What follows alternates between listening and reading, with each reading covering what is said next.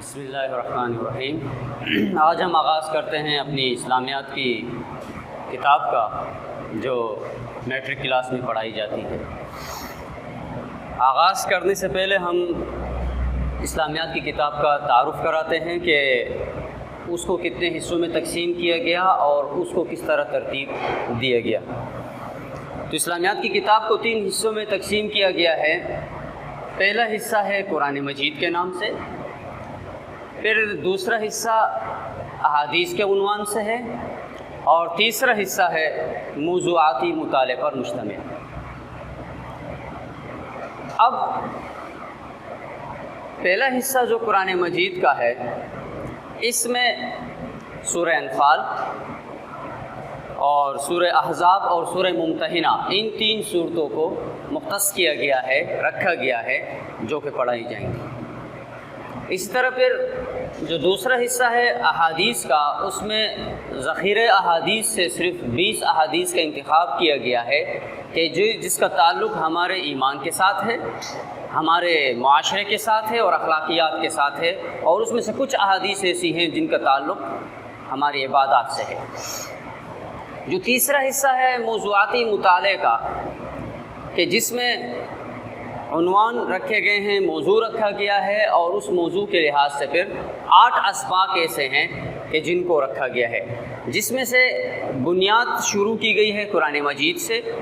پھر اس کے بعد علم اور علم کی فضیلت اور اہمیت سے متعلق چیپٹر ہیں، اور پھر اس کے بعد معاشرے سے متعلق، دوسرے انسانوں کے حقوق سے متعلق اس میں چیپٹر رکھے گئے ہیں، اور پھر اس کے بعد ایک ریاست کے اور ایک ملک کے منصوبہ بندی کے لیے، اس کے انتظام کے لیے جو قوانین ہونے چاہیے، جو بنیادی کام ہے یعنی جہاد کا، اس کے حوالے سے بھی ایک چیپٹر رکھا گیا ہے کہ ایک ریاست کو ہم کیسے کامیاب بنا سکتے ہیں، کن باتوں کو مد نظر رکھ کر ہم ایک مکمل اور ایک مضبوط ریاست کو ایک بنایا جا سکتا ہے اور اس کو بنیادیں فراہم کی جا سکتی ہیں۔ تو ہم سب سے پہلے آتے ہیں اپنے پہلے حصے قرآن مجید میں سے سورہ انفال کی طرف۔ اب اس صورت کو اس بک میں رکھنے کی جو وجہ ہے، ویسے تو دیکھا جائے تو قرآن کریم کی 114 صورتوں میں سے ان 3 صورتوں کا اختصاص کرنا، اس کو خاص کرنا اور اس کو شامل کرنے کی وجوہات تو کئی ساری ہوں گی۔ جو بظاہر سمجھ میں آتی ہیں وہ یہی ہے کہ اس صورت میں سب سے پہلے ہم سورہ انفال کا دیکھ لیں کہ اس کا جب ہم خلاصہ بیان کرتے ہیں یا اس کا خلاصہ بیان کرنے کی ہم کوشش کریں گے تو ہمیں یہی بات سمجھ میں آتی ہے کہ اس میں مسلمانوں کی ایمانی قوت کی وجوہات بتائی گئی۔ ایک مسلمان کا ایمان کیسے، کن باتوں کی وجہ سے مضبوط ہوگا، کیسے اس کا اپنا ایمان تازہ ہوگا، کیسے اپنے آپ کو مضبوط بنائے گا، اور پھر جب ایک فرد جب مضبوط ہوگا، جب ایک فرد کی اصلاح ہوگی تو یقینی بات ہے کہ جب اس فرد سے متاثر اس کے معاشرے میں اس کے ارد گرد رہنے والے لوگ بھی اس سے کیا ہوں گے، متاثر ہوں گے، اس سے تعلق رکھنے کی وجہ سے۔ تو بنیادی بات اس میں ہمارے لیے یہی ہے کہ ایک فرد بنے۔ پھر اس کو یہ بات بتائی گئی کہ اس کا نقطۂ نظر، اس کے خواہشات نفس نہیں ہونی چاہیے، صرف اور صرف کیا، اللہ اور اس کے رسول صلی اللہ علیہ وسلم کی اطاعت اور فرما برداری۔ کہ جس طرح سورہ انفال میں واقعات آئے، ایک غزوہ کا ذکر ہوا اور اس میں مسلمانوں کی جذبات کو بتایا گیا کہ کہاں کیسے ان کی خواہشات نفس آئی،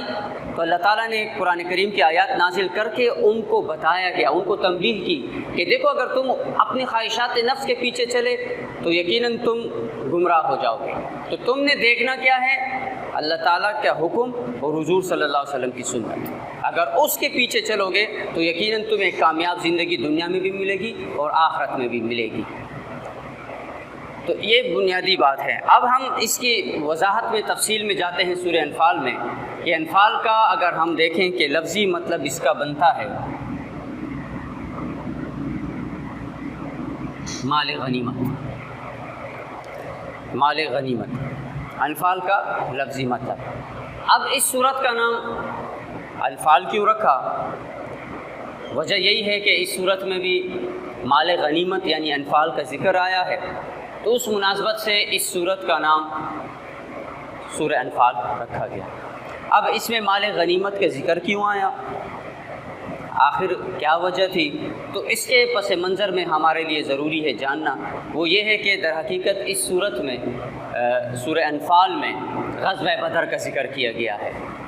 ویسے تو پہلے ہم دیکھیں ایک بات کی جائے گی تو اس سے پہلے سمجھنے کے لیے ضروری ہے کہ ہم اس سے پہلے والی بات کو بھی سمجھیں تاکہ ہمارے لیے سمجھنے میں آسانی ہو۔ اب میں نے مال غنیمت کی بات کی تو مال غنیمت کسے کہتے ہیں؟ اب مال غنیمت کی جب میں بات کروں گا کہ بھئی وہ مال جو مسلمان اور کافروں کے درمیان حق کے خاطر لڑتے ہوئے مسلمانوں کو فتح کی صورت میں ملتا ہے، یعنی وہ مال چاہے وہ کسی بھی صورت میں ہو، اشیاء کی صورت میں ہو، نقدی کی صورت میں ہو، یا کسی اور جائیداد کی صورت میں ہو، زمینوں کی صورت میں ہو، وہ تمام اشیاء جو کافروں کی ملکیت میں تھی، جو دشمنان اسلام کی ملکیت میں تھی، اور جنگ میں مسلمانوں کو فتح حاصل ہونے کے بعد مسلمانوں کو مل گئی تو وہ مال غنیمت کہلاتا ہے۔ یہ تو ہو گئی مختصر سی ایک آسان سے الفاظ میں مال غنیمت کی تعریف۔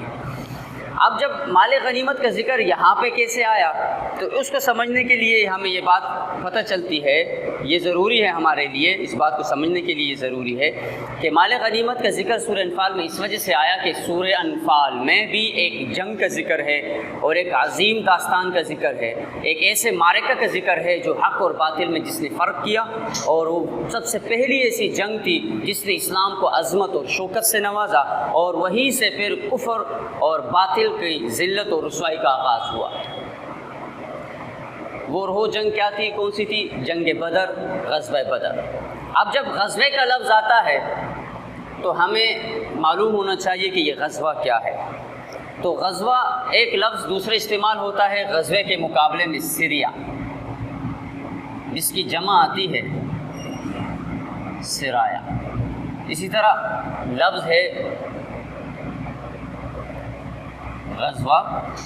جس کی جمع آتی ہیں غزوات۔ تو یہ دو لفظ ہیں جو ایک دوسرے کے مقابلے میں استعمال ہوتے ہیں، سریا اور غزوہ۔ تو غزوہ بدر کے ڈیٹیل میں جانے سے پہلے ہم تھوڑا سا ان کی بھی تعارف ہمارے لیے ہونا ضروری ہے، ہمیں پتہ ہو کہ جب غزوہ کا لفظ آئے تو اس کا مطلب کیا ہوتا ہے۔ تو بظاہر تو غزوہ اور اب ایک دوسرا لفظ جس کو ہم استعمال کرتے ہیں جنگ کا،